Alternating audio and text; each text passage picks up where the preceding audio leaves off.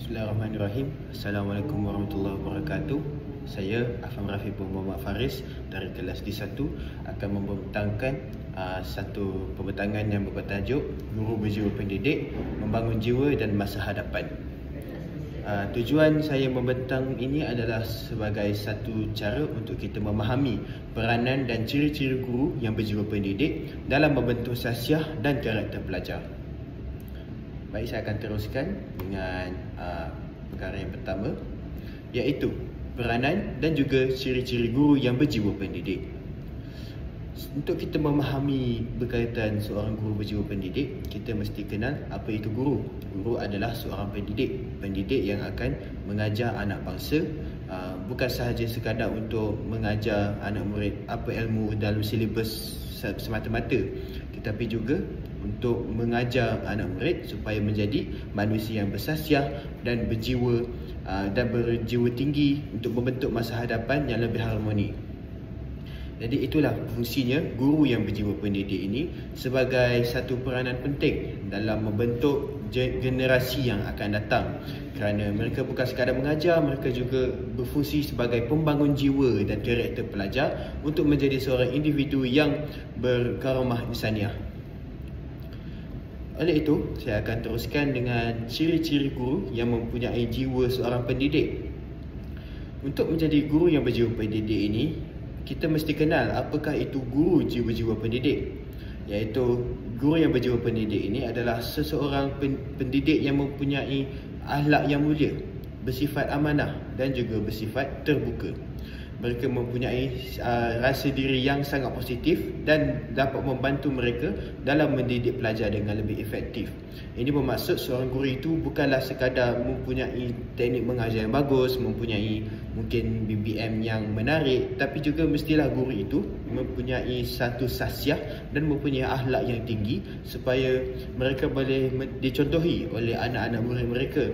Hal ini kerana murid-murid sentiasa memandang guru tinggi, memandang guru ini sebagai satu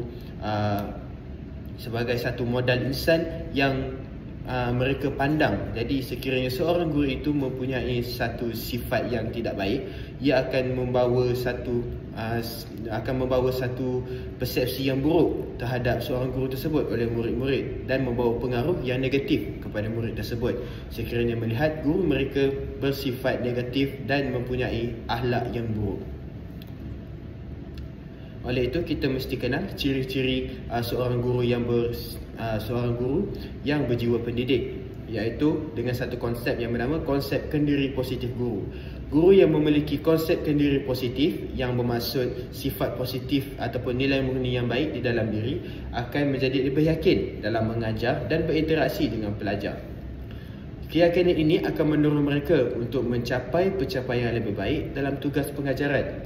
Guru yang mempunyai konsep kendiri positif seorang guru yang mempunyai sifat keyakinan yang tinggi dalam mengajar, yang tidak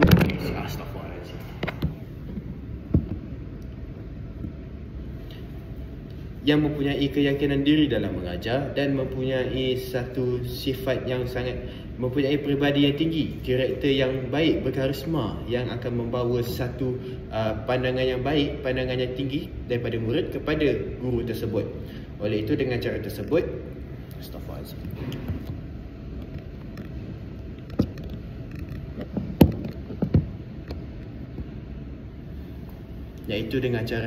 interaksi antara guru dengan murid akan menjadi lebih efektif apabila berlakunya sifat hormat dan pandang tingginya seorang murid kepada guru tersebut. Seterusnya, guru yang mempunyai akhlak mulia yang boleh menjadi contoh tauladan kepada murid-murid yang diajarnya. Guru yang berakhlak mulia menjadi teladan bagi pelajar dan masyarakat. Sikap ini akan membantu mereka bukan sekadar mendapat dorongan dan sokongan daripada pelajar, tetapi juga akan mendapat sokongan daripada ibu bapa, masyarakat, pihak pentadbiran dan seterusnya dalam melaksanakan tugas pengajaran.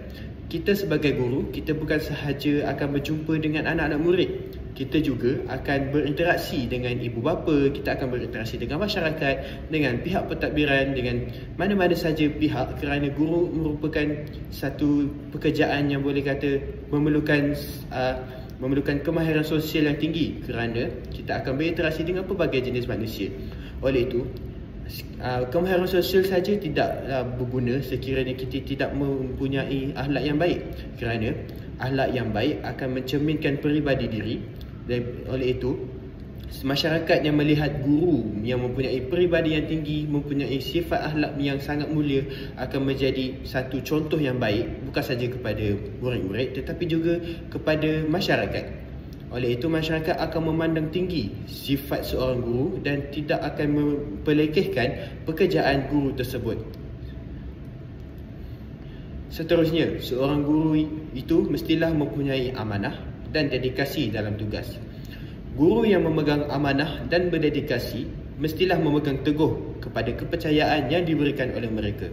Dedikasi ini akan terlihat dalam komitmen mereka untuk memberikan pendidikan yang lebih baik kepada pelajar. Apakah maksud guru yang amanah ini? Saya berikan satu contoh. Sekiranya kita di waktu kelas kita mestilah berada di dalam kelas tepat pada waktunya. Hal ini kerana andai kata dijadikan cerita, waktu kita mengajar adalah pada jam 10.30, tetapi kita lambat masuk 5 minit, 10.35 kita masuk kelas. Sekiranya ada apa-apa kejadian yang tidak diingini berlaku sepanjang 10.30 hingga 10.35 tersebut berlaku kepada murid-murid, perkara tersebut akan dipertanggungjawabkan kepada guru yang diamanahkan untuk berada di dalam kelas pada waktu tersebut. Oleh itu, seorang guru mestilah mempunyai sifat amanah dan mempunyai sifat dedikasi yang tinggi dalam menjalankan tugas. Mereka mestilah menjalankan tugas dengan penuh tanggungjawab, tanpa memandang remeh satu perkara ataupun tanpa memandang remeh perkara-perkara yang mungkin dianggap kecil tetapi sebenarnya adalah satu amanah yang besar terhadap guru tersebut, seperti masa mengajar yang telah dijadualkan. Oleh itu, guru yang baik mestilah mempunyai amanah dan dedikasi dalam menjalankan tugas. Jadi, selesai dalam konsep ciri-ciri guru berjiwa pendidik, saya akan teruskan dengan poin yang seterusnya, iaitu sikap dan pendekatan dalam pendidikan.